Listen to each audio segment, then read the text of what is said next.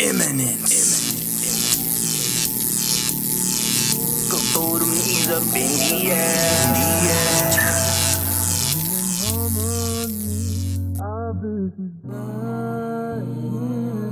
9, 8, 7. We have a go for main engine start.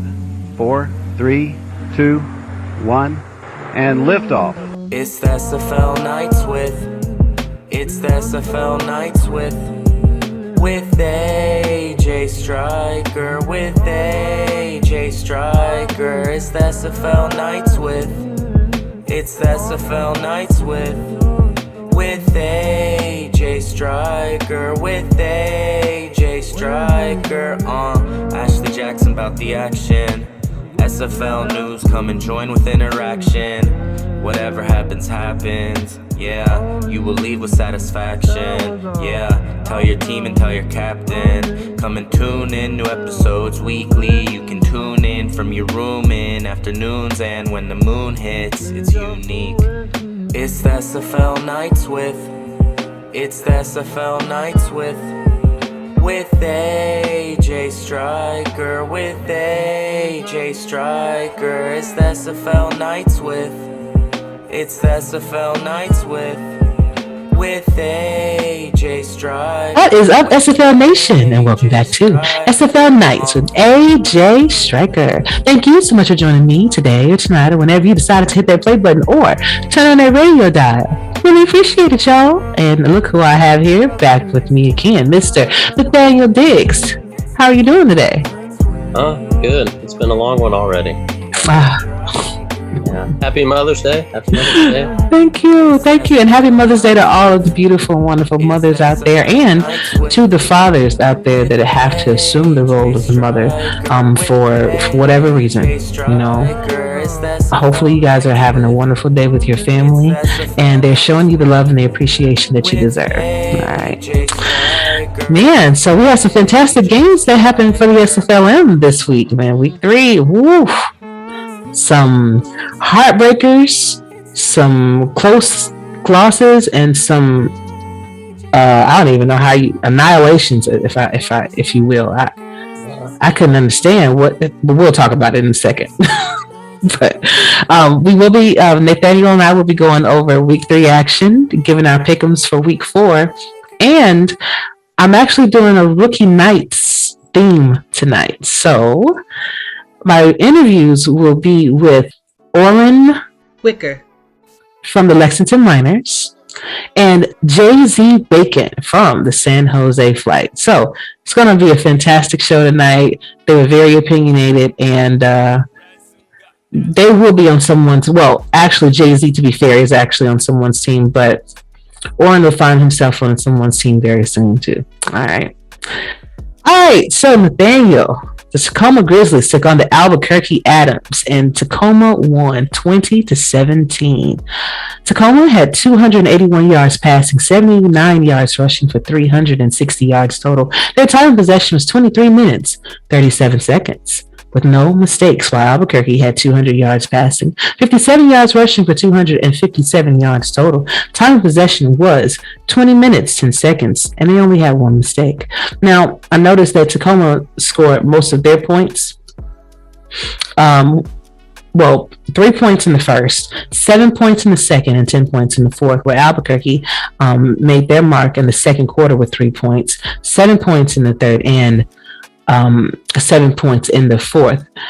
Even though Albuquerque was not the winners in this, I did admire how they were able to convert fourth down twice.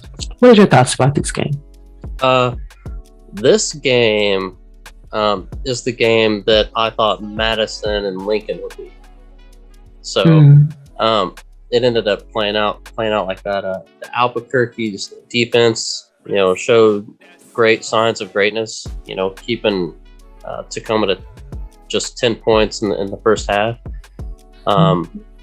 And Albuquerque, their defense, like I said, it played well, but they did get burned on one play for a touchdown. It had Albuquerque, they got to figure something out with the offense. So having 77 passing yards and 36 rushing yards only at half. They got to get the offense going, and I think fixing kind of some of those drops is a big part of that. The defense kept it close, but they have to fix. I'm trying to think of how to word it without kind of repeating myself here. Yeah, take your time. The defense was good. It's just the offense. I'm kind of getting with Albuquerque. I'm kind of getting like a Madison feel with it. They got a good defense, right? The defense can hold stuff down, but they got to get something figured out offense. They get going for a little bit, and then they kind of fall off. So they gotta fix that a little bit there. And you know what we saw in the last scoring drive to tie the game in the fourth. We need that the whole game from them. So you know, it was a good, fun game to watch. And Albuquerque could have pulled that out. They could have. Definitely. I mean, they had some weapons on their side of the ball. I mean, shout out to wide receiver T.T. Crystal with 8 receptions, 72 yards, 2 touchdowns, and 16 long. Linebacker Jason Peace also had 7 tackles, 3 assists, 1 tackle for loss, and 2 pass deflections. Shout out to Tacoma's wide receiver Shane Kaufman with 10 receptions for 141 yards, 1 touchdown, and 59 long. And just so you know, when I say 59 long, that means his longest reception, his longest pass, or that's what that means, just for anybody out there that didn't understand that. And strong safety, CKay, 7 tackles, 1 interception for 5 yards. Moving on to the Annapolis Navigators versus the San Jose Fllight. I mean, very exciting game. Well, I would say exciting for one team particularly, and not the other. This is what I was speaking of when I said that. Very lopsided. San Jose Fllight won this game 51-13. Annapolis had 126 yards passing, 115 yards rushing for a total of 241 yards. They held the ball for 16 minutes and 14 seconds, but had 6 turnovers, scoring there 7 points in the first quarter, 3 points in the second, and 3 points in the fourth. While San Jose Fllight had 248 yards passing, 254 yards rushing for 502 yards total. Their time of possession was 26 minutes and 51 seconds with 2 mistakes. They scored 24 points in the first quarter, 17 points in the second, 7 points in the third, and 3 points in the fourth. So, Nathaniel, what happened here? You look at the score and you think blowout, right? But I think it was still an exciting game to watch. It was very eventful. With this game, I'm still considering it my game of the week because it was so exciting. I like the defensive stuff. And what we saw from San Jose this week was amazing. It didn't take them long to get rolling, you know, starting off with a pick and then capitalizing with a touchdown. And no, it wasn't the pass. You know, they showed us that, hey, we can run too, you know, and just to make sure that they put that point home, you know, their defense picked it up again, and on the next drive they had, you know, Bacon ran 80 yards for another touchdown. Squarebush, he had a great run for a touchdown. San Jose forced a fumble on the next return, you know, and having Bacon run for another touchdown again. He had an amazing game, and it sounds like, you know, that was the whole game, what I just talked about, but that was just the first half. So there was a lot going on in that game, and San Jose looks like the team to beat. Very well rounded. They can air it out, and they just showed us this week, hey, we can run it too. Squarebush ain't the only one with a runner on the team. And they did a great job holding Squarebush to only one big run and to just a little over 100 yards. So the defense is there too. So I look forward to another good game this coming week from them, because it's going to be hard to stop them. You know, you thought you could shut down the run game or the pass game a little bit. They just showed you, hey, you got to watch out for this run. Yeah, absolutely. And you mentioned a couple players that had a fantastic performance. For Annapolis, their running back Randy Squarebush, that has been in SFLm, has been a star in the SFLm for quite a while now, with 20 carries, 115 yards, 1 touchdown, and 73 long. While free safety Jerry D. Gone, had 10 tackles. And defensive end Roscoe Rossi had 5 tackles, 2 sacks, and 2 tackles for loss. Now for the San Jose Fllight, shout outs must go out to, first and foremost, Jordan Sipe, 22 completions, 31 attempts, 248 yards, 2 touchdowns. But most importantly, when this gentleman was in the chat, he offered to go to the store for everybody. I was like, bring me back a tea and some chips. He said, Ashley, I got you. For that, I hope you get drafted, sir. That was wonderful of you. Thank you. I was really hungry. What would you have done if he legit showed up at the door, knocking with tea and chips? I don't know, bro. I mean, it was virtual, so it was cool. But if that happened, I don't even know how I would respond. But tonight's guest, running back J.Z. Bacon, you were right, man. He had 23 carries, 232 yards, 4 touchdowns, an average 10 yards per carry. And then cornerback Peter Warbonnet and strong safety Bryant James had 2 clutch interceptions that, helped seal the deal for them. So kudos to all of you. Warbonnet had a really good game. Did, absolutely. Lexington Miners took on the Ottawa Cavalry, and the Miners won 24-10. Lexington had 134 yards passing, 106 yards rushing for 240 yards total. Their time possession was 24 minutes, 2 seconds with 3 turnovers, while Ottawa had 193 yards passing, 30 yards rushing for 223 yards total. Their time possession was 19 minutes and 4 seconds with 6 turnovers as well. Now, Ottawa scored their points, 10 points in the fourth quarter, and that was all.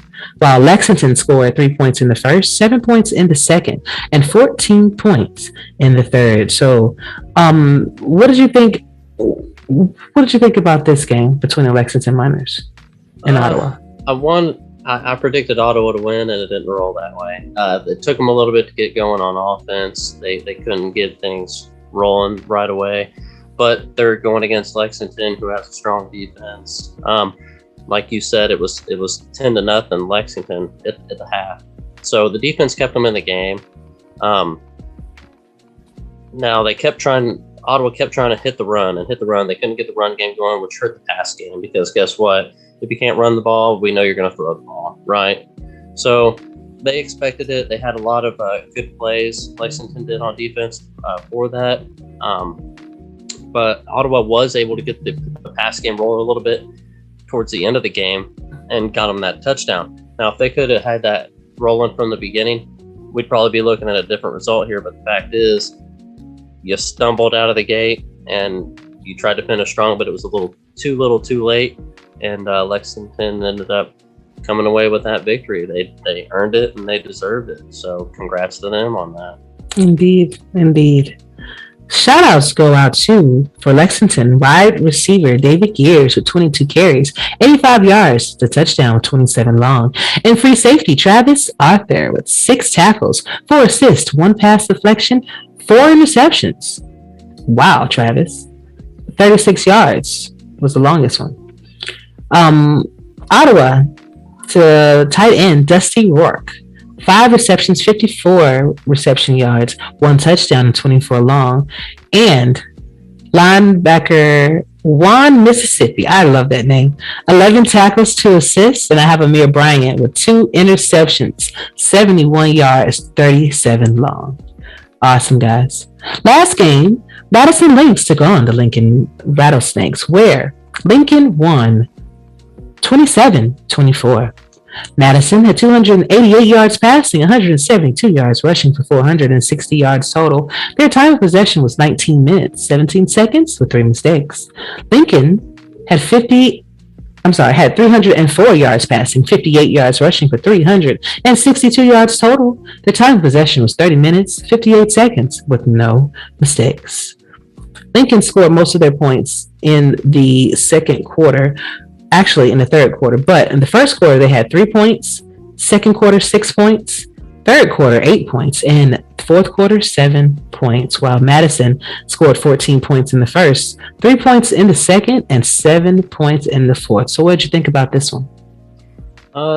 This is the game we've been expecting to see from both of these teams. They both had a great game, and props to both of them for it. Madison's defense looked amazing in the first with the big third down stops and keeping Lincoln to just field goals. So at the beginning, it looked like Duncan was about to run away with the game, no pun intended. But being 17-9 at the half, this is the second time this season Madison's been up at the half and let it go. Now Lincoln came out strong with a touchdown and the 2-point conversion after the half was over, and they were able to recover and get ahead with the touchdown with the last pick on a drive to get into field goal range, going for a pass on 3rd and 1 when Duncan has been running as well as he has. That kind of threw me for a loop. 3rd and 1, I would expect them to hand the ball to Duncan and run it in for a first. I think that was a deciding factor partially in the game. But Lincoln's defense stepping up at the end of the end of the game to pin Madison deep, resulting in a punt with great field position to kick a game-winning field goal. It's not, I want to say, and it'd be taken the wrong way, another Madison kind of beating themselves. The turnovers, the not getting the job. I mean, the defense is doing great. Like I said, I expect the defense to totally step up and be a top by the end of the season, and I think they prove it. It's just Madison has to get these leads and hold on to them and finish out strong. So congrats to Lincoln on their first victory of the season, but a game of 2 0-2 teams who wouldn't expect to be as good as it was, and it was a great game to watch. And it's like I said, we've been expecting a good game like that from both of these teams all season, and we're already over a quarter of the way through it. That sounds crazy to say. And all right, in 3 weeks, but indeed. Shout outs go out to running back Marcus Duncan, as you were mentioning earlier, with his 16 carries, 163 yards, his 2 touchdowns, and 77 long. Linebacker Matthew Alvarado. Wait. Alvarado. Say it again. Alvarado. Bro, it's not that hard. It's really not. I don't know why I'm making it. Words are hard sometimes, though. 12 tackles. Impressive, brother. And 3 assists. For Lincoln, I have wide receiver Lottie Lou with 10 receptions, 91 yards, 1 touchdown, 16 long. And shout out to Luke Swift, Cliff Harris, and Skippy Curtis, all having interceptions in this game. So congratulations to all the teams that have won. You're doing your thing out there. For everyone that were not on that winning side of the ball, still got plenty of season left. Still got a lot of progressions to make. And remember, you're in this to have a good time and to feel what it's like to go to the pros. So enjoy your time while you have it here. Enjoy your time in your locker room and getting to know all the wonderful people that you're going to be around for a very long time. Hopefully. All right. Week 4 is going to be on May the 13th, which is Friday. And will include the Ottawa Cavalry taking on the Albuquerque Adams. So, Nathaniel, what do you think about this game, and who do you think will be victorious?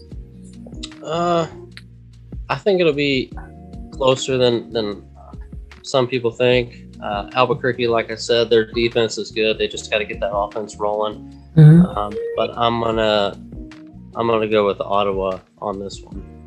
Okay. Yeah, I think that, when Albuquerque is able to work out the kinks, work out the bugs and things like that, I think they're close. They're very close. Because even with the margin that they lost by was only 3 points last week. I'm just going to go to Ottawa for now because I think they have a better momentum. But Albuquerque, show me something. All right. The Annapolis Navigators taking on the Lincoln Rattlesnakes as well. This is going to be a wonderful game too. I think it's probably going to be a high scoring game, but I'm thinking that Lincoln is going to come out victorious in this one with the momentum that they had coming in from last week. I am, like you said, it's going to be a good game. It's going to be a good game, especially with how they played this week. Can they keep that momentum rolling into next week against a big opponent in Annapolis and Square Bush? I might have to roll on to the Square Bush train on this one and go with Annapolis,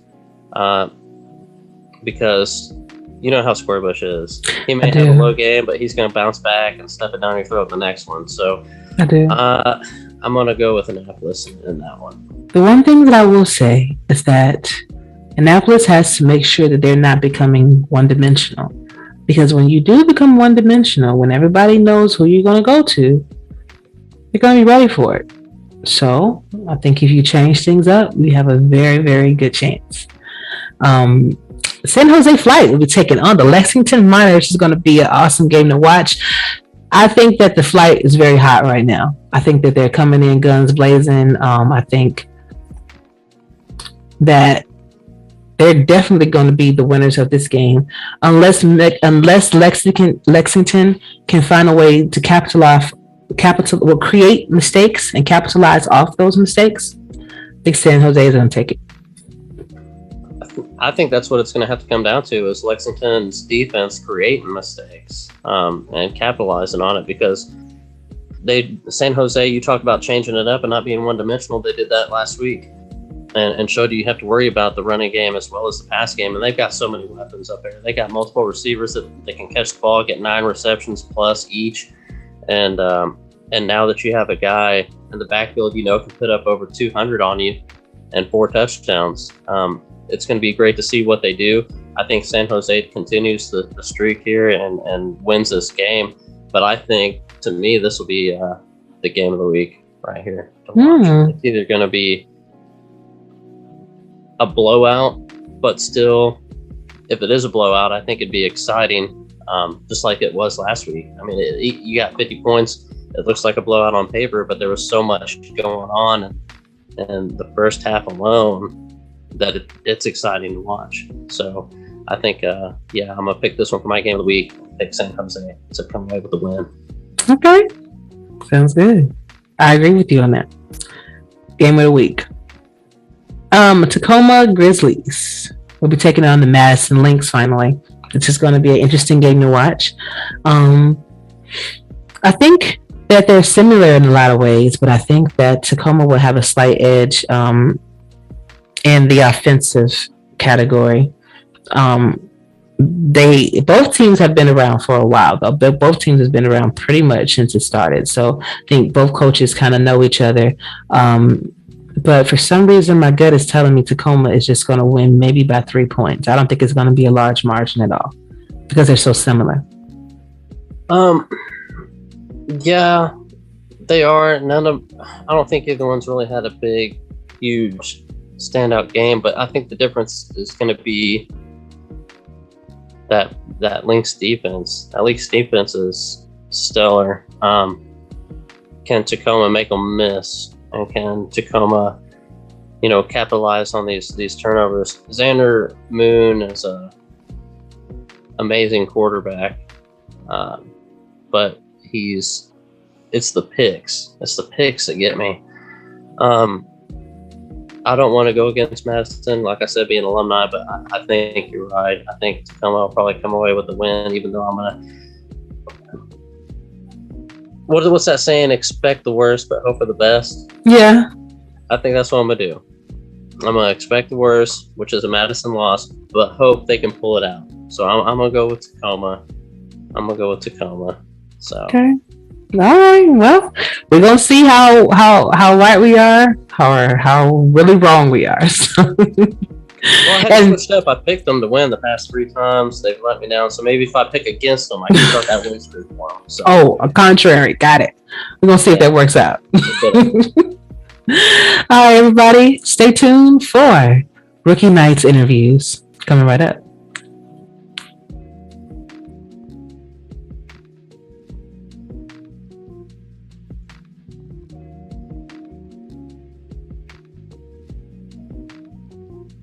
All right, SFL Nation, we are back with my fourth and goal interviews, and it is rookie season. As you know, my rookie nights shows will be coming up very soon, showcasing all the rookie talent that we have.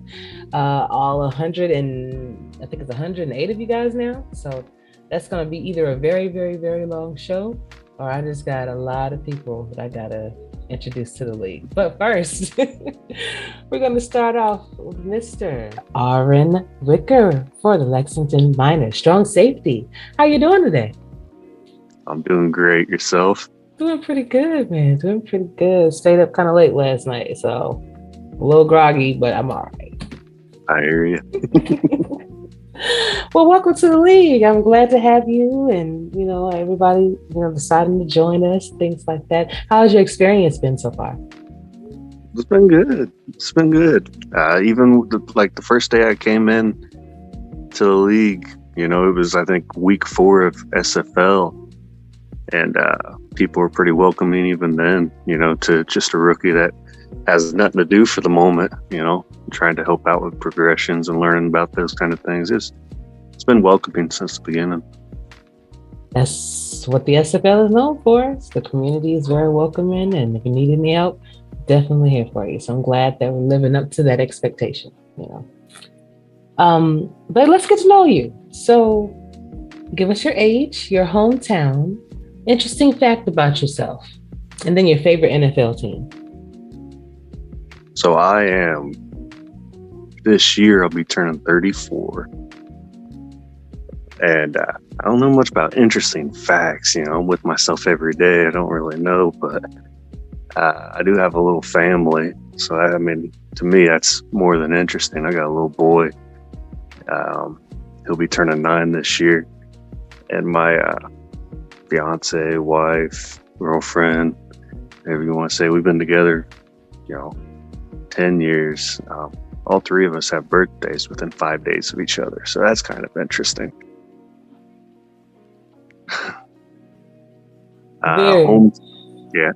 Hometown. I live on the border of Indiana and Ohio, about an hour west of Dayton, little tiny town called Union City. Okay. For any of you that are familiar with the area. All right. And your favorite NFL team? I'm a diehard Colts fan. Okay. I'll accept that. If you would have said Green Bay, we would have had a problem. But but yeah, Colts are a very good team. So have you played football yourself or any kind of sport? I played a lot of sports when I was growing up. Mom and dad loved sports. They really got me into baseball a lot. But I played baseball, basketball, football, soccer. When I was younger and active, basically I'd do anything anybody wanted to do. But that kind of ended after high school. I lost interest in a lot of sports, to be honest with you. I kind of enjoyed maybe more the coaching aspect behind it. I kind of like the strategical thinking of that thing. So after school, started doing a bunch of different jobs and things of that nature, trying to figure out what I wanted to do with life. And in between time and between jobs, I'd always seem to help out the high school and things like that with small things, scouting. I helped a little newspaper article for a little while, just writing up articles on some of the teams and a little bit of coaching with like junior high and like JV teams and things like that. But that's where it all kind of ended. Now I'm just watching sports and then found the SFL, and actually that's about it for me now. Okay. Speaking of which, how did you find the SFL, Oren? So, used to play a bunch of games, obviously growing up, probably most of us were some kind of gamer, I would think. And, I was playing Madden and things, and I was like, too much time for me nowadays. So I thought about doing like some kind of like in my free time, like a sim in Madden, kind of watch those from time to time or something. Mm-hmm.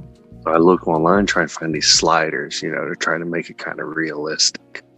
But all I kept coming across aside from some sliders is these quote unquote sim leagues. And I'm like, what the heck are these things? So I started looking into them. There's quite a few of them out there, you know, but I got in a few different forums or discords of them, and again, just SFL out of all of them just drew me in more than most, you know, between the commentary in the games. Everybody probably hears about that, but it's like top notch compared to everybody else around, and just the people, you know, so it kind of drew me in. And then I didn't even do anything with the sliders for Madden. I haven't even touched Madden ever since. You need Madden. That's right. Use that all, bro. Yep. Nice. Yeah, it's the community itself. When you join the Discord, you are amongst people that immediately make you feel like family. Now, some people are open to that, some people are not, and they actually make themselves quickly known.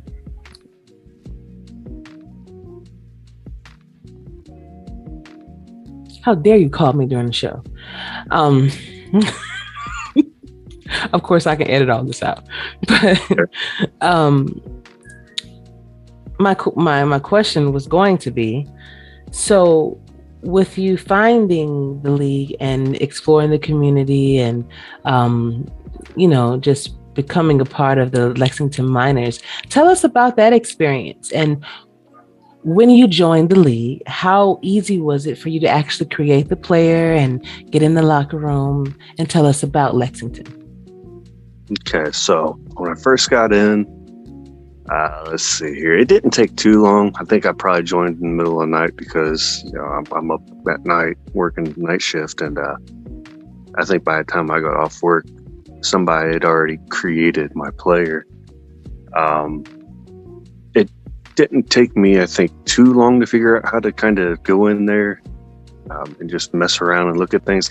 During that time, even though all our progressions were done through the, I guess, within the locker room there, that little progressions area where you state what you wanted to do, then your coaches there would progress for you.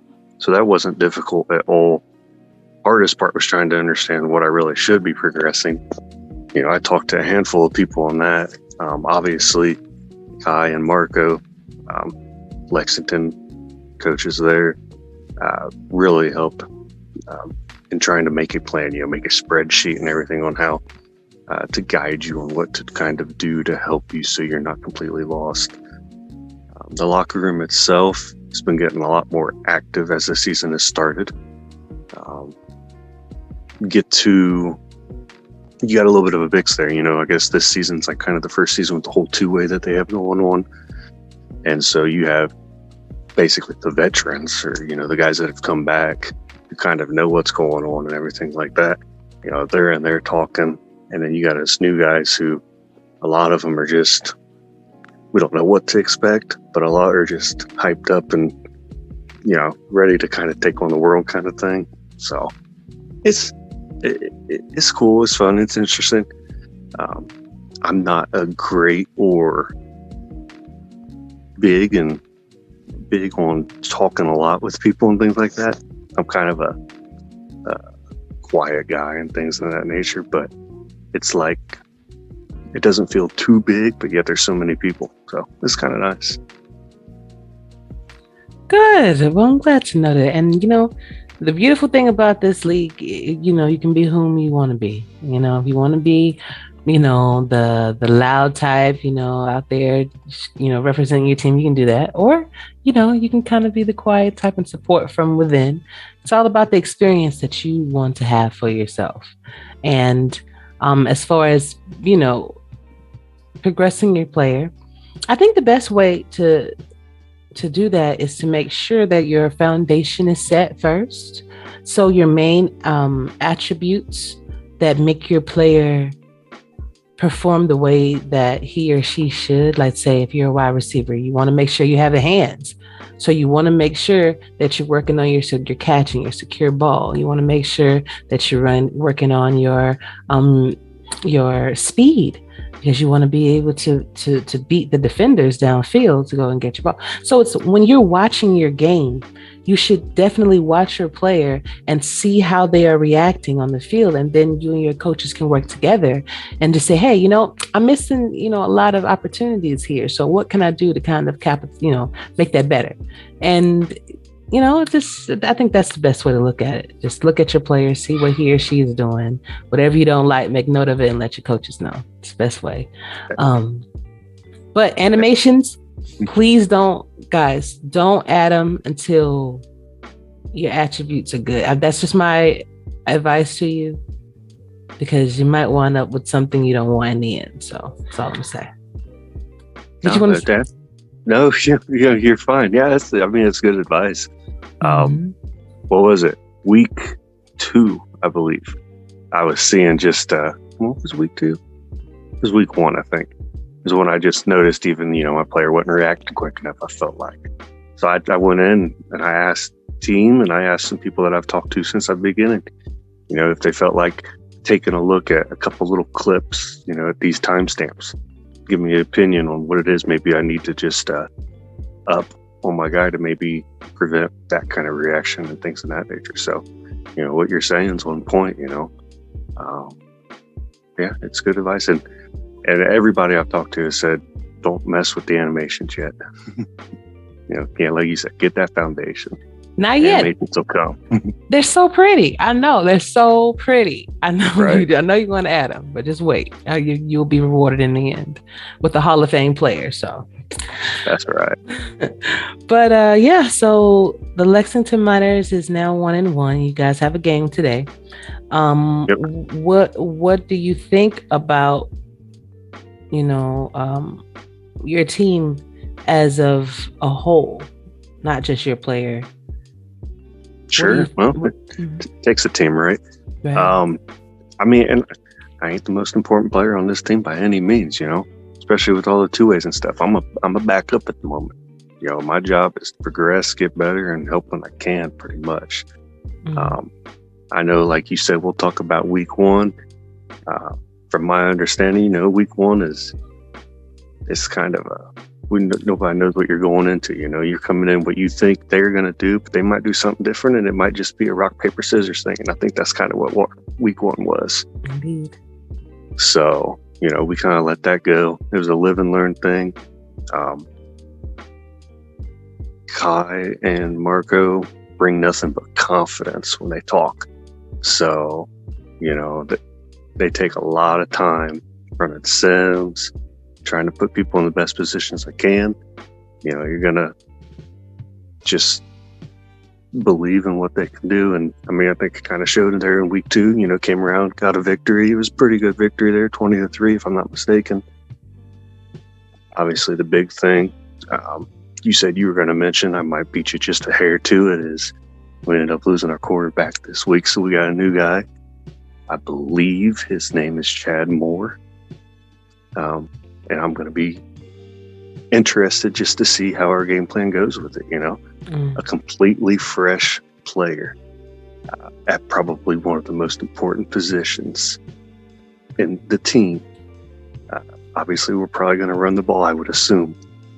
But we got wide receivers, I'm sure we're going to have to throw it up there to them. You're going to have to. The only way you can get better is if you test it. That's the only way you're going to know if you're on the right track or not. So you throw those interceptions, or, you getting sacked too many times, you're going to have to get rid of the ball a little quicker, or you're going to have to definitely work on your pass accuracy, and awareness, all of that. You have to make sure you're paying attention to all of that stuff. So it will be interesting to see how that's going to work out for Lexington. But like you say, you're 1-1. Seoul is the team that you're playing against. Ottawa, I believe, is 1-1 too. So it's going to be interesting to see whom, is going to have the better game plan. Because I think that's ultimately what it comes down to. You have these players, and you have to figure out how to implement each team build, each different player build into a team build to make it work for you. And over 6,000 plays that your coach has to sift through to figure out what's going to work for his ball club. That's a tall order. Speaking of which, now you said, and I'm actually almost ending, But you said that, you have a desire. You mentioned the sliders and everything. So would you like to be a coach someday, or maybe a scout to help out your team, your future team, or maybe even an owner? I'd like to get my bearings in before anything. Yeah. Like there's a lot that goes on. I don't really know about in this league yet. Right. I don't want to jump in too far down the road if everything goes well. Mm-hmm. Yeah, I'd love to do maybe even some coaching.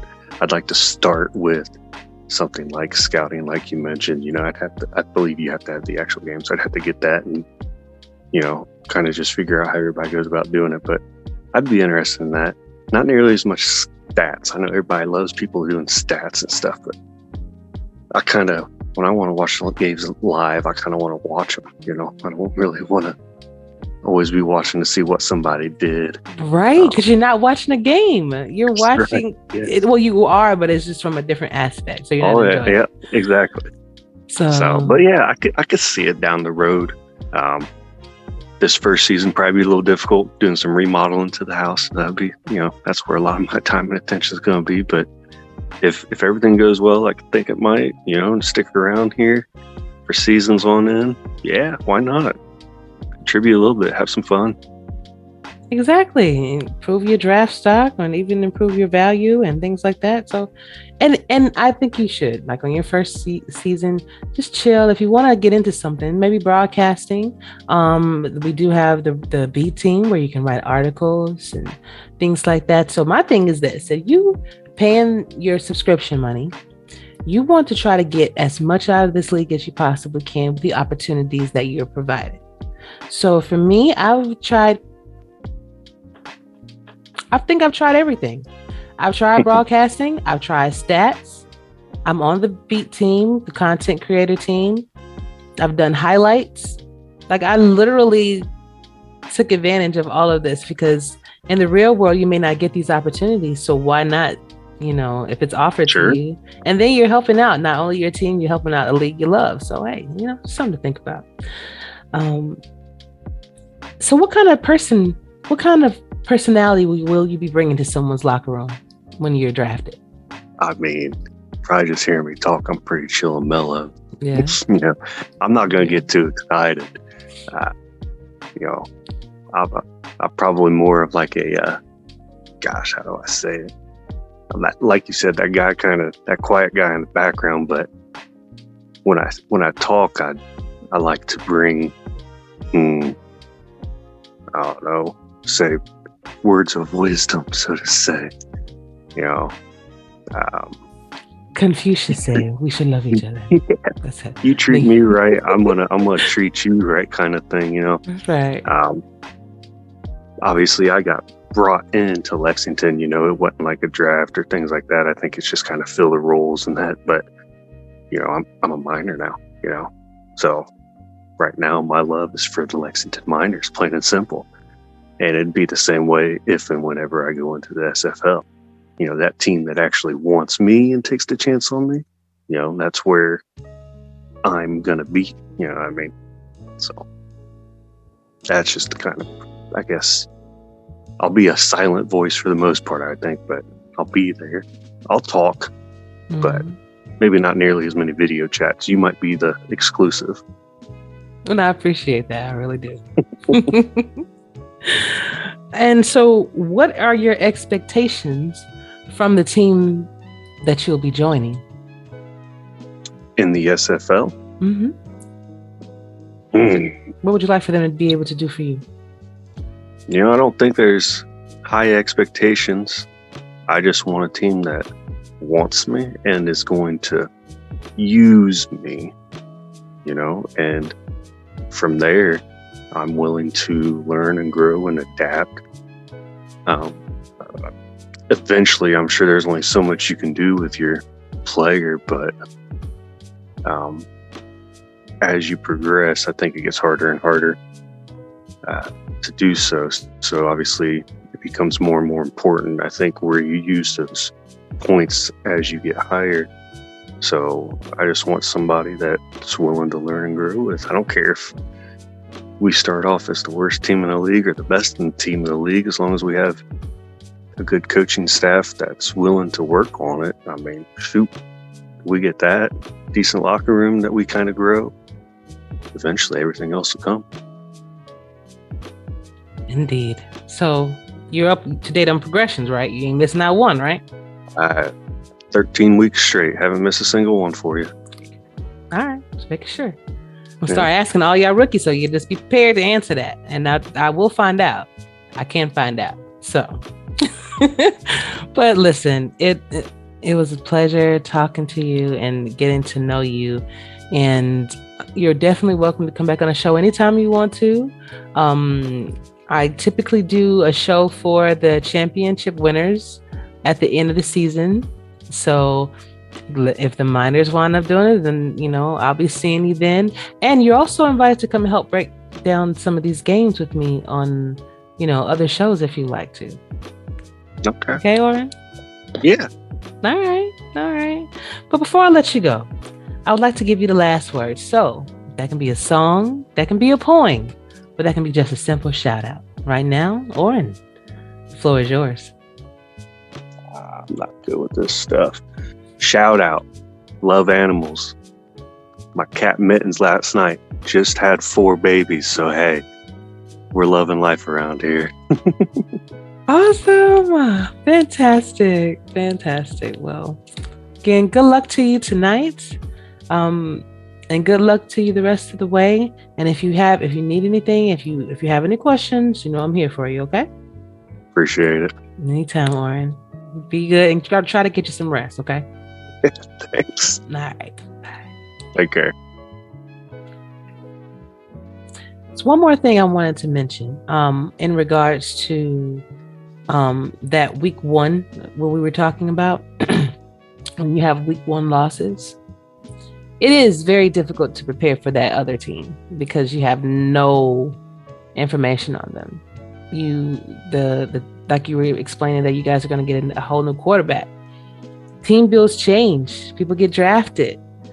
You know, you possibly lose your whole team, you know. So week 1 is just kind of a feeler, I think, for what your season could look like. If you win, okay, cool. That means obviously you're on the right path. But if you lose, it's certain things that you have to take in consideration as a coach. You make those changes and hopefully you'll see it, you know, work out for you in the long run. But I just think having 6,000 plays to have to try to choose from is crazy. Yeah. Crazy. Yeah. So, but all right. One. All right, and welcome back to my 4th and Goal interview part 2. And I have here with me a rookie here that has been making a splash in the league since he first arrived. And his name is Mr. Josh Zirkle. He is rookie for the Fort Worth Toros, enjoying his 2-way contract also with the San Jose Fllight. How are you doing? I'm doing great, Ashley. Thank you for having me on. Man, you're very welcome. You're very welcome. You have been a very active member of the community, and I'm so glad that you actually had time for me, you know? I'm grateful. So, San Jose Fllight, doing very, very good over there in the minors. Yeah, I mean, we've got a really good squad this year. Obviously, the coaching staff with Art Vandelay is top notch. Mm-hmm. And, you know, a great staff that he has top to bottom, coordinators and scouts. Jordan Seif has looked really good too. Yep. We had some people coming back on both sides of the ball. And obviously being running back is a lot of fun. And it's just, it's been fun. It's early in the year. We'll have a pretty good idea when this airs about where our team is. But I think we're looking really good in the long haul for the rest of the season. Hey, I'm inclined to believe so. You know, I definitely think that the Fllight is going to be one of those contenders for the championship. But we'll see how everything works out. Fort Worth Toros. So what was it like, first off, before we even get into all of that? Josh, tell us a little bit about yourself. Because I get so excited. So I need to know your favorite NFL team.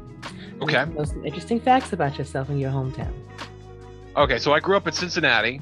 Nice. On the outskirts of Cincinnati, and grew up a Bengals fan. I've been a little I don't want to say disenfranchised. It makes me sound entitled, but like I'm really frustrated with the team. And I know they went to the Super Bowl this year, but there was a long time where they were not spending money and they weren't paying rent on the stadium. And Mike Brown was just being a silver spoon garden variety douchebag and just not fielding a competitive team. It was very frustrating to watch. And, I kind of got away from them. And, I spent some time in Atlanta and enjoyed following the Falcons there. And was a big Deshaun Watson fan. My wife went to grad school at Clemson. And obviously he did very well at the Texans to a point. Not so much now. But, I really tried to, since I spent some time covering the NFL, I try to follow all the teams equally. I like the Jets for the circus that they are. And I have a buddy who's a Giants fan, so I follow them as well. I try and keep tabs on everybody. I think the Jacksonville Jaguars have a great fan base. The teams in the Midwest, the Vikings, the Bears, the Packers, obviously. Did a Packers podcast. I was part of that team. If you listen to the Pack a Day podcast, they do a Packers podcast every day. And they've been keeping this going for about, I think, going on 5 or 6 years now. Andy Herman and his team over there are doing a great job. So I try and follow everybody, actually. And sometimes I will just say I like or dislike all 32 teams equally, and that's pretty close to the truth. Kind of the way I feel about the SFL, too. So I definitely can relate. Not a Packers fan, though. I'm a Bears fan. Bears fan. Well, that's understandable. You NFC North types, you just... you can't root for everybody. It's just not in your system. It's very hard. And I try to get people to come back, like Cam. I try to get Cam to come back over to the right side of things, but he just refuses to do so. So it's nothing I can do for him. Keep working on him. Keep working on him. I sure will. He's very malleable. That's an interesting fact that you bring up. You work with the You work with the NFL. So how did that come about? Okay, so I didn't work with the NFL, but I covered the NFL for a while, and it came about in a very interesting way. Well, like I said, I moved to South Carolina. My wife went to grad school. She basically said, I'm going to grad school, marry me or goodbye. And I took door number 1, and that was a good decision. It's worked out very well. It will be, 17 years next month. So we have 2 kids. Thank you very much. And so we moved to South Carolina. And I got involved in blogging there, and this is about the time where Deadspin and all these other blogs were popping up. And I was active over there, and we all started a blog called Kissing Susie Colbert. And it was me, Drew McGarry, and Matt Ufford, and maybe a couple other people you've probably not heard of. But we did this blog. We started this blog in 2006, and we got a lot of attention for it, and it went very well. And that led to some other things for me.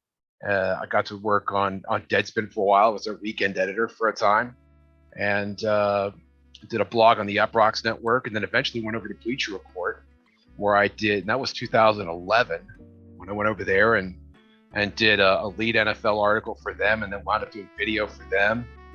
Went to cover the Super Bowl, had a chance to cover Final Four when it came into town in Atlanta, and then did some Super Bowl stuff in New York there as well. So I mean, everything kind of, most of that was with Bleacher Report, but all those other steps leading up to that was what allowed me to get there. I met some amazing people, got to do some neat things, got to interview Deion Sanders, got to interview Jerry Rice, the people that you grow up watching on TV.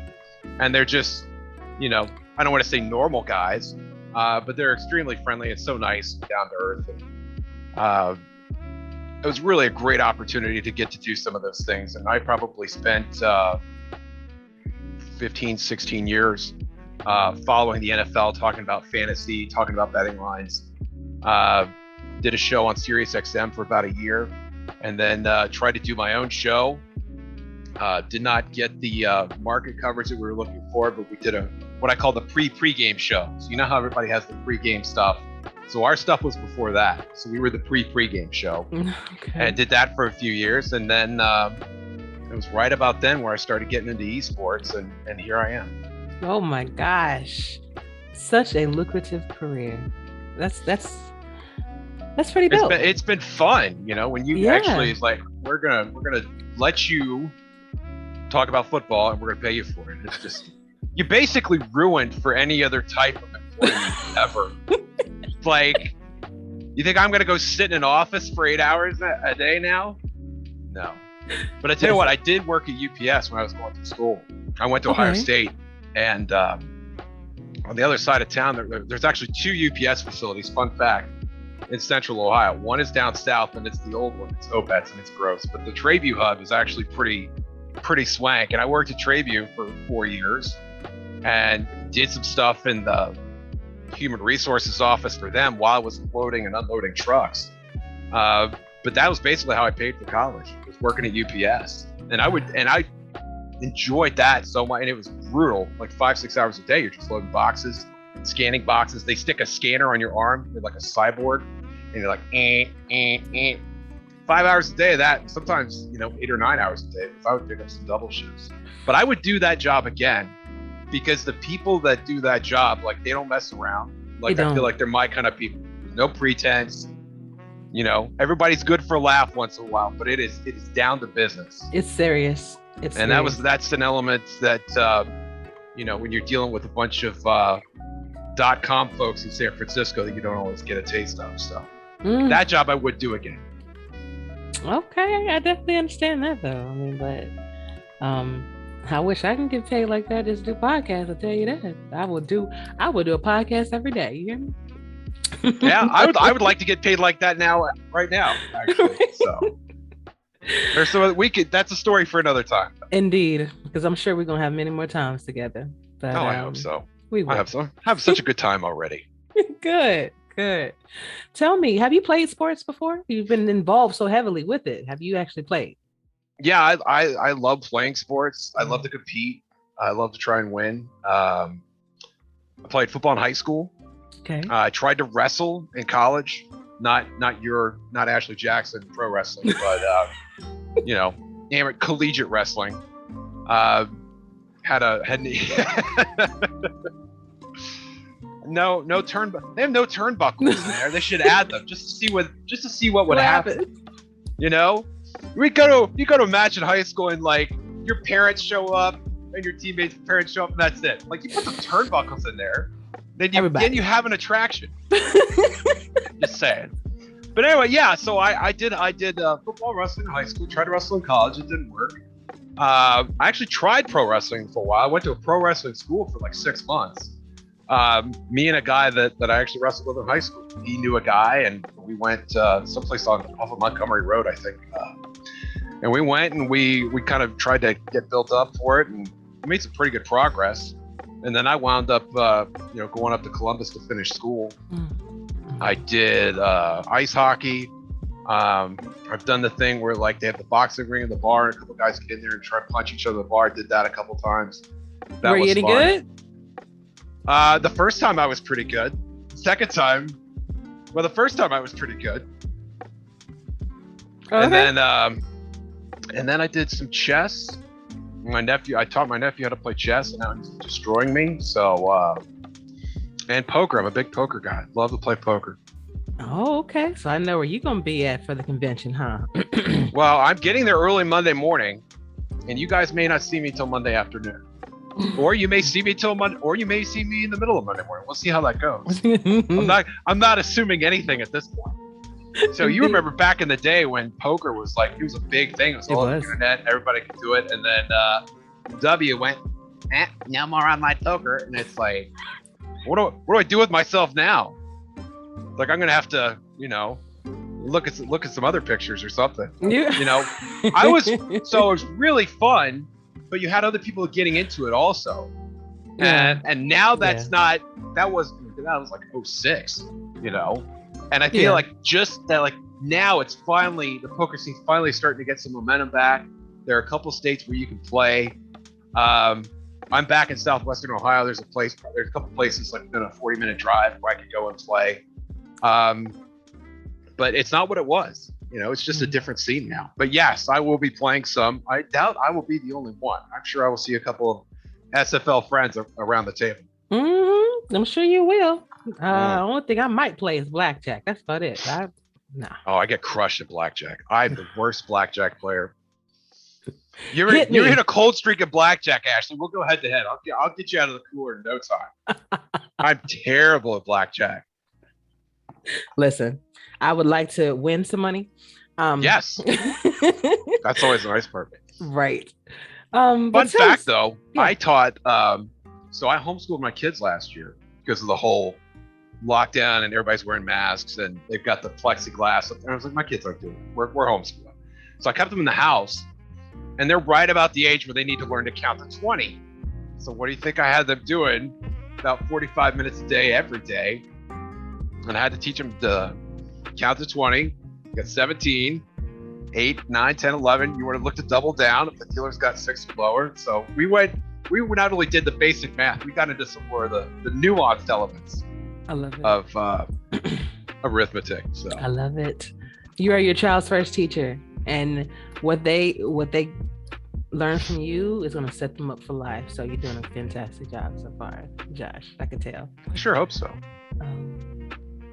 Tell me, Josh, though, with everything that you told me about your career, about how you found, esports, how did you find the SFL particularly? Okay, so I think some of you guys know James Richards, and Yes. I know he's not the favorite person here, and I'm not familiar with that, so we don't need to get into that.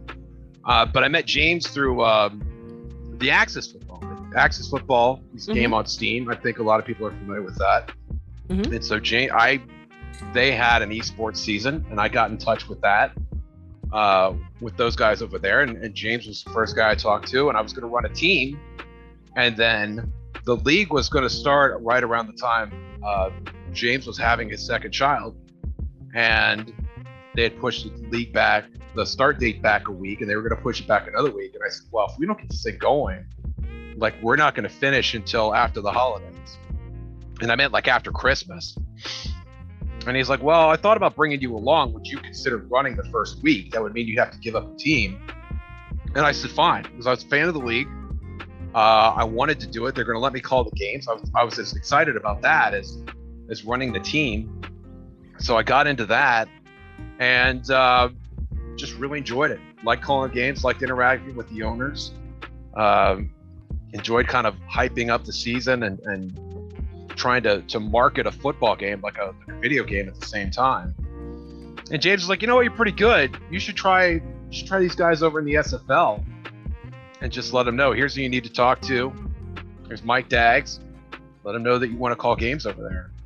And that was January of 2021, so last year, when I got into that, and here I am. I called 50 games in 2021. I called a bunch, and not so many this year, but like I was passionate about it. I enjoyed doing it. I enjoyed being the vessel, I guess, for people to enjoy the game and get excited about the game. And like I said, I just love competition. I could, you could do that for marbles rolling down the hill if you like the marbles. So good stuff. And before we get into SFL Crunch Time, because I definitely want to talk about that, by you having the two-way contract where you're allowed to still participate in the minors as well as the majors, do you find there is a real difference in the locker room in comparison from the flight to the Fort Worth Toros? Is there a real difference in experience for you doing that two-way player? Well, the locker room question first. I was very fortunate that I got drafted. I was fortunate I got drafted, first of all. But I was also fortunate that I got drafted by, Aaron Alexander was our GM, and I'd called more than a couple of games with Aaron. Stephen Hacker, Eric Vincent, Kate Stevens, those guys are all involved in the broadcast team. They're all Fort Worth Toros. And so I was drafted into a locker room where I actually knew quite a few people. I don't think a lot of people that are drafted into the league as rookies really get to experience that. So I was very fortunate in that sense. And the minor league, it's got a real bus station sort of quality. People coming in, sometimes people coming out, and everybody is still getting to know each other. I think this season, it's really, I would say, a lot better because you have guys like Christian Malaysia, who I would call aggressively friendly, and he's always in there making conversation. And we've got a good group in general. So I would just say that from my experience, the only difference is that, you're going into a group where when you're drafted, you're going into a group where people already know each other. Unfortunately, it's a situation where I already knew most of them as well.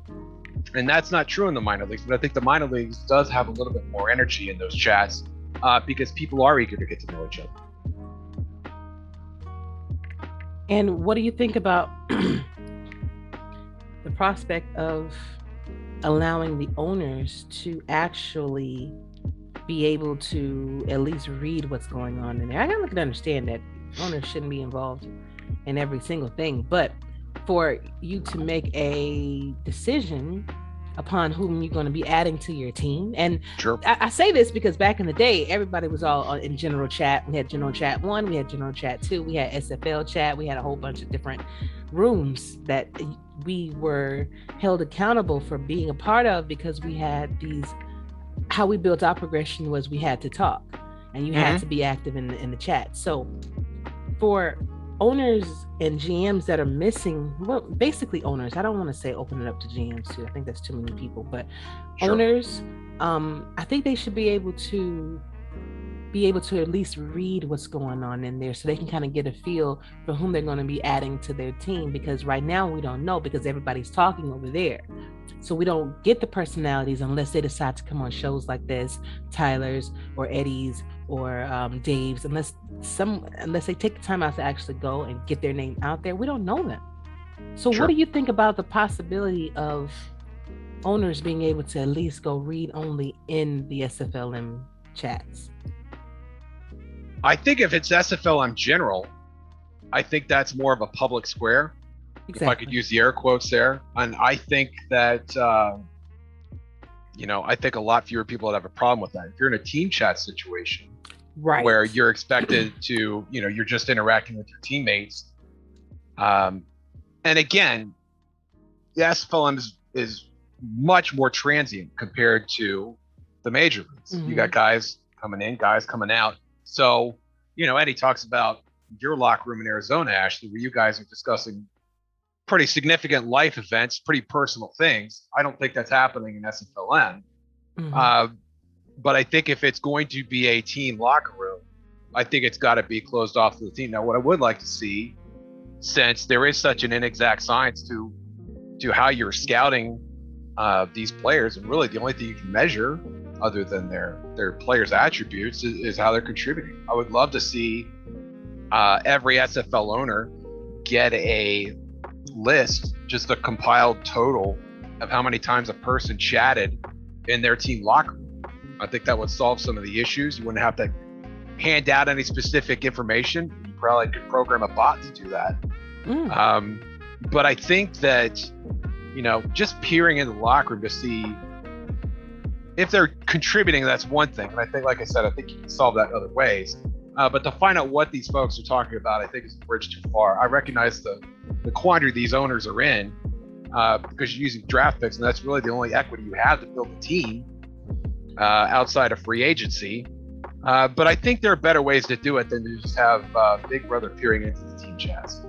That's just my opinion. Right, not team chats. I should have been more clear.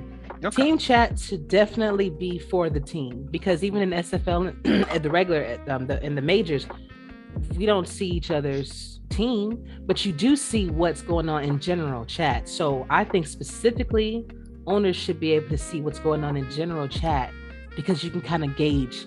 Definitely not team, because you want them to have their own little private space to be able to express themselves the way that they need to.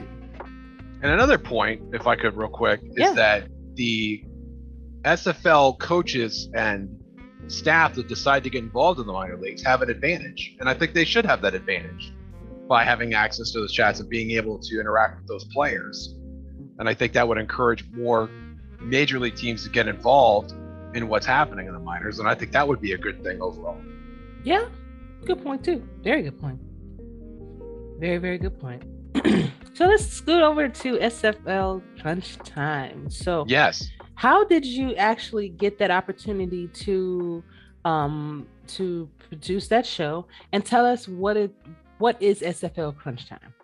So SFL Crunch Time is our weekly highlight show. It's about an hour. It's a 1 hour show, so 48 minutes with commercial breaks put in. We program it like a television show, so it tries to run 48 minutes week in and week out, and we feature everything that happened in the last week, not just highlights, but news, rumors about players. Obviously, we have our insider segment with Ross Napoli, and Ross has brought some of his Swamp Talk content over to our show, and we've been so grateful for that. I think he's been a highlight of that show for sure, along with the other contributors that we have.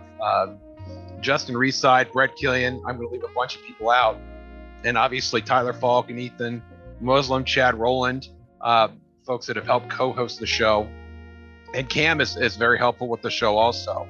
And really, we just try and bring a taste of the SFL into a 1-hour video format where people can hopefully get caught up on what happened in the past week of the SFL, and also get a feel for some of the characters and the teams involved. And that's all that we really try to do week in and week out. And I got involved with that when we were hearing that we were going to have like condensed highlights coming, because you put the game on YouTube and it's like an hour and a half, hour 45 minutes long.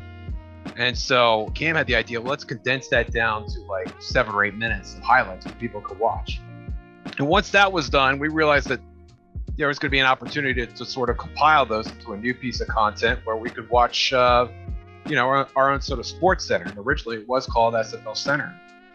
And it was, and I was like, are we married to SFL Center? Can we call this like SFL Overtime or SFL Crunch Time? And Cam liked Crunch Time, so we went with that.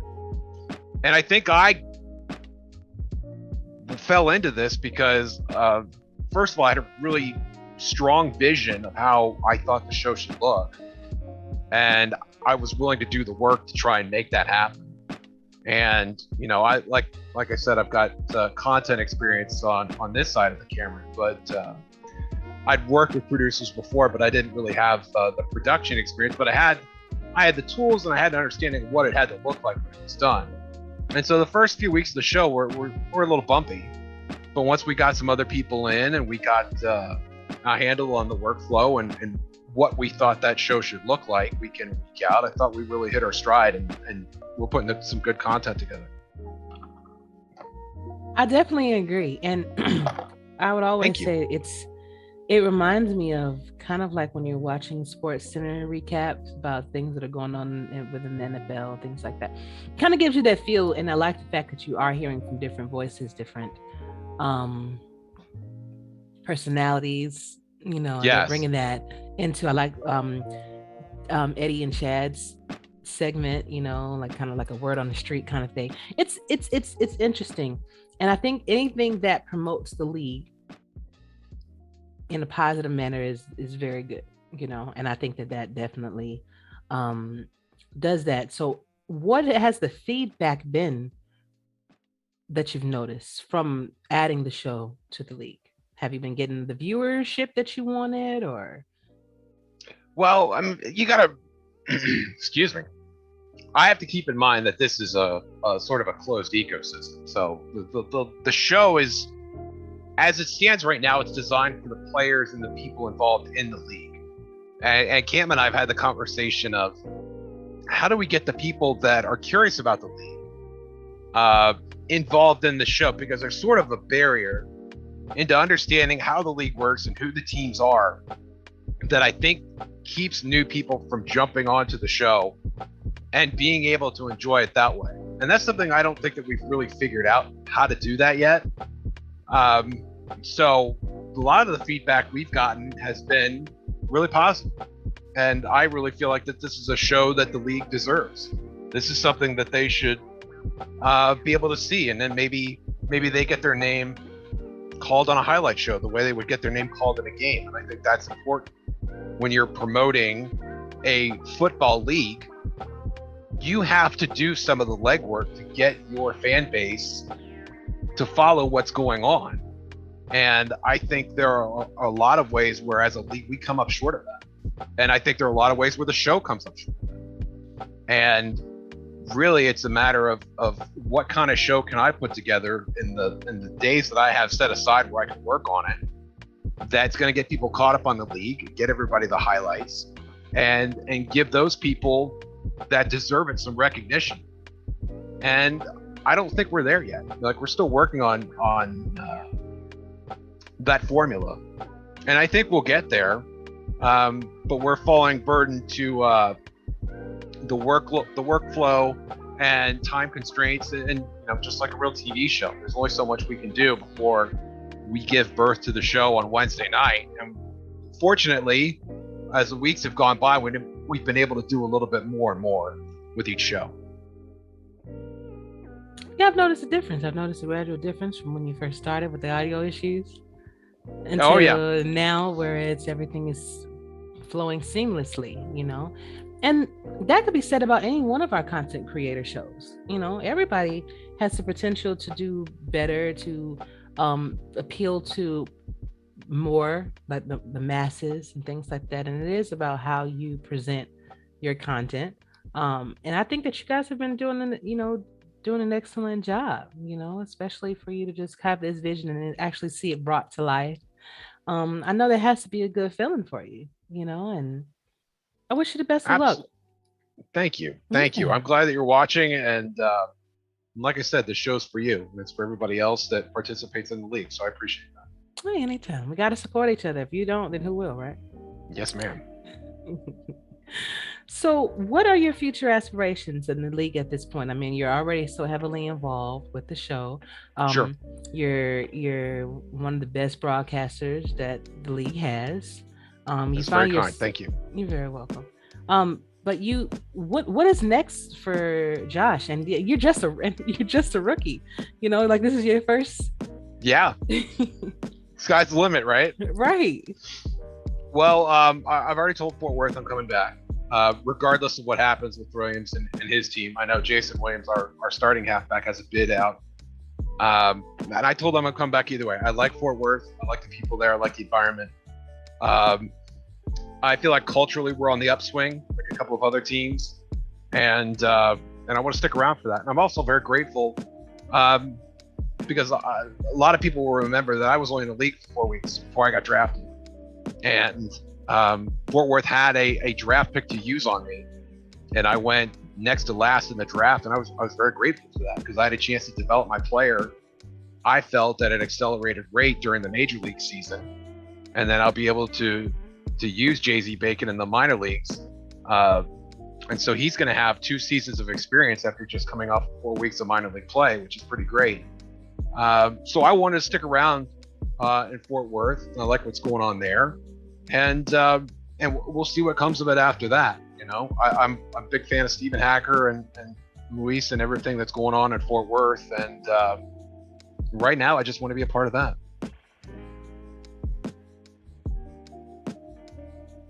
And there's nothing wrong with that. That's a good crew over there. I had the pleasure of meeting and hanging out with Luis and Hacker at the convention.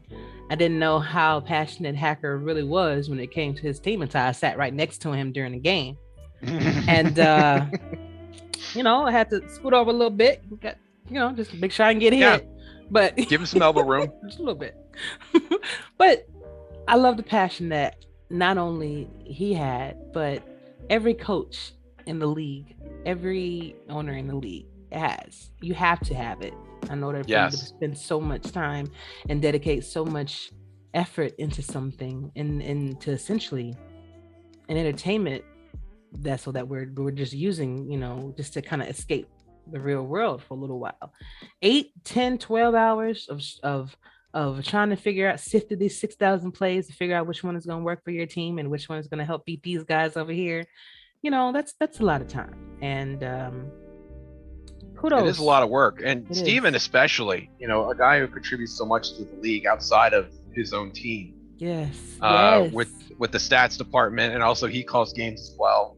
Mm-hmm. And he's got his fingers in a couple other things I probably shouldn't run my mouth about, but he is eternally evolved in the SFL. Like, I call him the Swiss Army knife because he can do everything. And so it's guys like Steven though that make the league tick and make it what it is. So to be on his team is especially great. Fantastic. Well, Josh, this was amazing. I want to thank you so much for being on, taking time out of your busy schedule to hang out with me. And of course, you can come back and hang out with me anytime you want to. Doors open. Just let me know when you're ready, and I'm here for you. Okay. Absolutely. Thank you so much. I'm glad it was amazing. I was aiming for not boring. So we got over that mark. Then that's great. I hope everybody checks out the finale of Crunch Time. That's going to be this Wednesday. And let me make sure I got the date right. May 18th. We're in May already. My goodness, this year is flying by. It is. It is. So what can we expect on the finale? It's going to be something special. We're going to try and do something a little more cinematic. Since we just have one game, we can spend a lot of time on that. I want to get as many voices involved as I can, as much action of the game involved as I can. And, for the semifinal show is going to be more of a curtain call, where we just kind of put a bow on everything there. And I think the championship game is gonna have more of a yearbook quality, where like people will be able to come back and just absorb everything that happened in that game, but also to an extent everything that happened in that year. And so we'll have that to look forward to as well. And that, like I said, that'll be May 18th ish. We might bump it a day or two depending on when we get it all together. But the season finale Crunch Time, I think, is going to be a good one. All right. Well, I'm looking forward to seeing what you guys got going on over there at Crunch Time and all of that good stuff. I know it's going to be good. If you guys have anything to do with it, it's going to be good. Josh, I cannot let you go without giving you the last word. So that can be a song, that can be a poem, or it can be a simple shout out. But right now, Josh, the floor is yours. I knew this was coming and I didn't have anything ready for it. You know, I know it. I'm nervous. I'm usually in your seat. I have no idea what's going on over here. I would just like to say, Ashley, thank you. You got my vote for Community Ambassador of the Year again. I think that the show that you're doing really gives people a chance to learn and interact with your interview subjects, which obviously you can't do on my show because I interviewed them for 10 minutes and then I cut out 6 minutes of that. So that's tough. But guys also like Dave, Axis, and Tyler Falk, and Eddie, and Axel and David over at Fights and Insights. They're the straw that stirs the drink, where people can actually just kind of drop in and get some semblance of face-to-face interaction. I know that was really significant to me when we were dealing with some of the lockdown stuff, not going outside as much as we would have liked. And, as somebody who's been doing Crunch Time now for, I think we're on week 16 or 17, I feel what you're going through to put that stuff together. So I would just like to give a shout out to all the content creators and even Ross and Gerald doing Swamp Talk, and Clear Picture, Jacob Clear, everybody doing content for the league. We need more of you guys. All right. So get your antennae out there and bring out some staff that are willing to help you, and then branch out and do their own thing. Because you're the tip of the iceberg. You're the guys keeping this thing going. And we appreciate your efforts. Thank you. Oh, I really appreciate it. I really appreciate your vote too. I really appreciate your words, because it can get a little daunting at times, because you're not really sure how people are perceiving you now. I mean, I have like over 200. This is going to be show 215.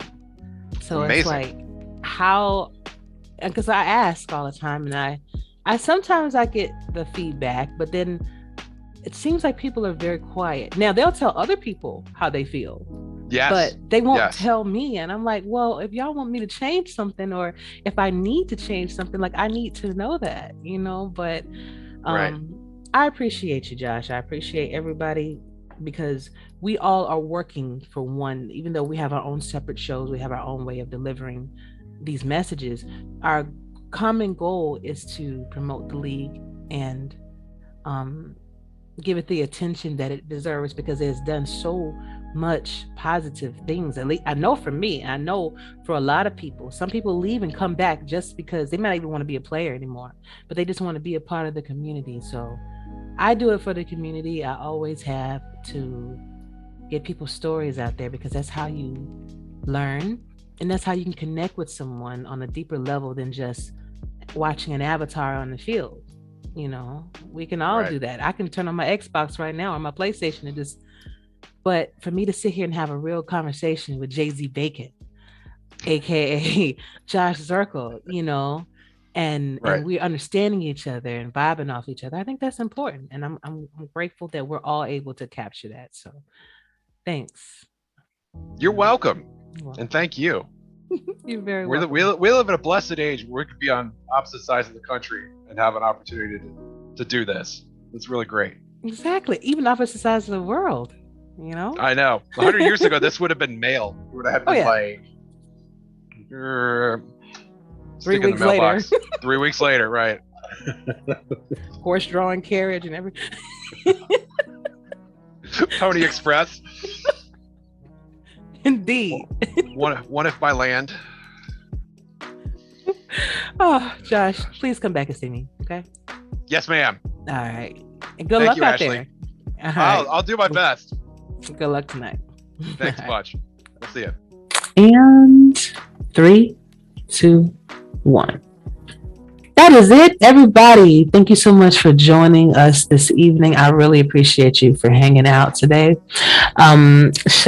Special thanks, I should say, goes out to Jay-Z Bacon and for Oren Whitaker for being on the show. I really appreciate it. And definitely special thanks goes out to Nathaniel Diggs for making time for me on this beautiful day. You have any last words that you want to say to these wonderful people? Oh, no thanks to me. Thank you for taking the time out of Mother's Day of all days to still do a show. So that says a lot. And like you said, happy Mother's Day to everybody out there that's deserving of it. And if you didn't get anything, you got some love from us. So there you go. There you go. Indeed. Well, everybody, I'm looking forward to bringing you another great podcast next week. But until then, y'all, wait. Everybody, I do have a double upload this week. So you will see Rookie Nights, and you will also see it's almost like a pre-game show for the championship. So I've gotten together members from each team that are going to be doing some little friendly bantering and then just letting us know how they think that give us an overview of how their games went last week and what they think that this game is going to be. It's going to be good. So stay tuned for that. But I am looking forward to bringing you another great podcast next week, y'all. But until then, you stay safe, treat each other well. Nathaniel and Striker out.